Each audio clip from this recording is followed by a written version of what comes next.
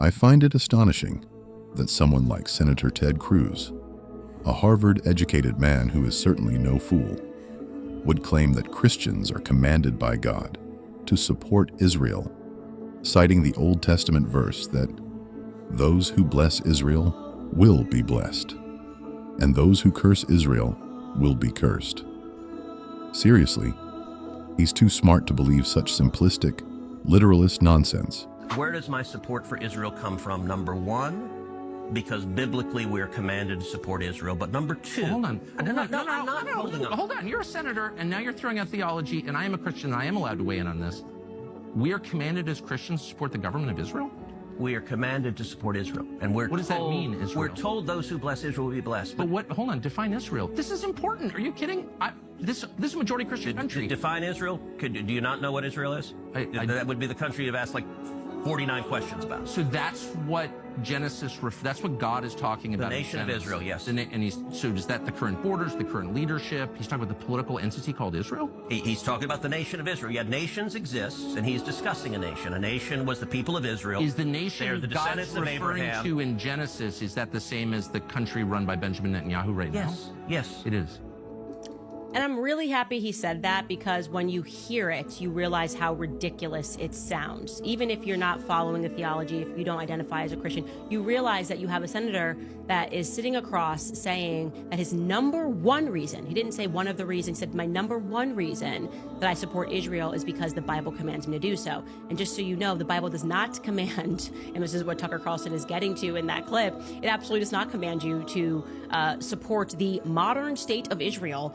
Like Genesis is pointing to the modern 1948 created state of Israel, and you must support it, despite the fact that it is very much involved in what can only be described as demonic behavior since its creation, right?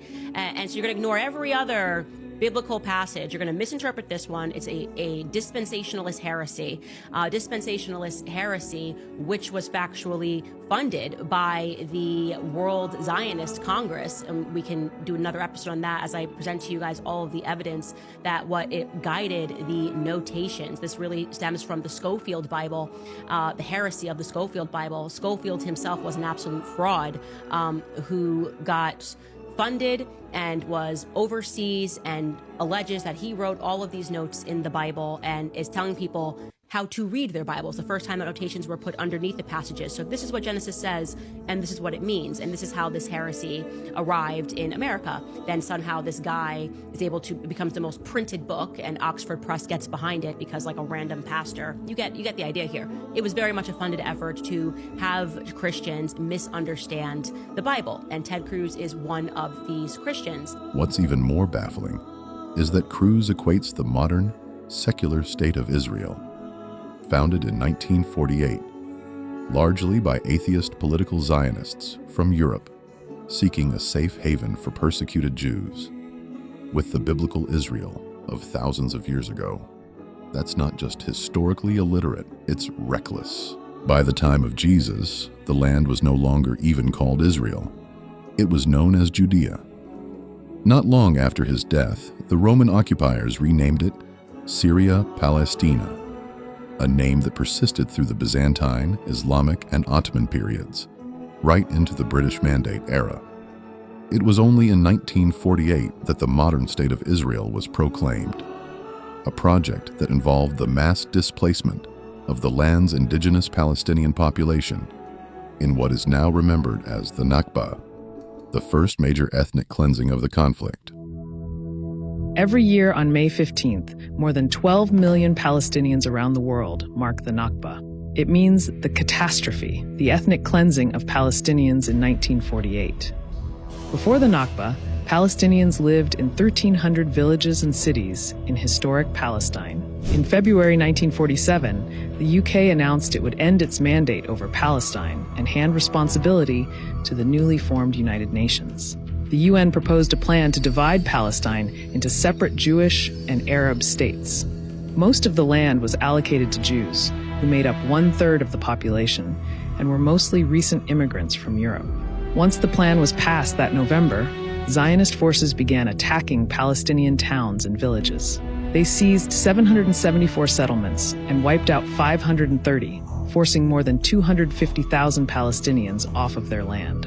The Zionists were heavily armed, using tanks and weapons left behind by the British. On May 14, 1948, the State of Israel came into being. The Nakba began the next day. Around 15,000 Palestinians were killed in a series of mass atrocities.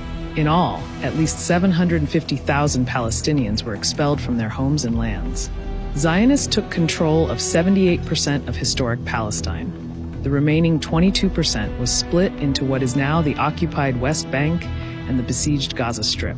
Palestinians fled to refugee camps throughout Palestine and in neighboring countries.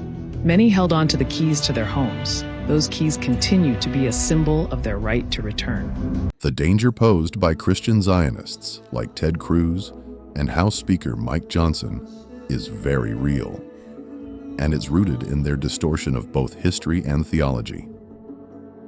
Initially, even Israeli leaders were wary of evangelical motives, but over time, especially after the 1967 Six-Day War, which many American evangelicals interpreted as a divine sign, Israel embraced their fervent support. This zeal is fueled by dispensationalist end-times eschatology, including the belief in a coming rapture that requires Jews to return to the Holy Land before Jesus can return. Many deeply observant Jews have long opposed Zionism, believing that the reestablishment of a Jewish state by human hands, rather than by divine intervention, is a blasphemous violation of God's will. Despite all harassments, despite all intimidation, Jewish people from New York City to Al-Quds are standing up and opposing what is happening. If the New York Times doesn't cover it, if Fox News doesn't cover it. Hey! If only these MAGA evangelicals kept their end-times fantasies confined to their own pews, there would be no issue.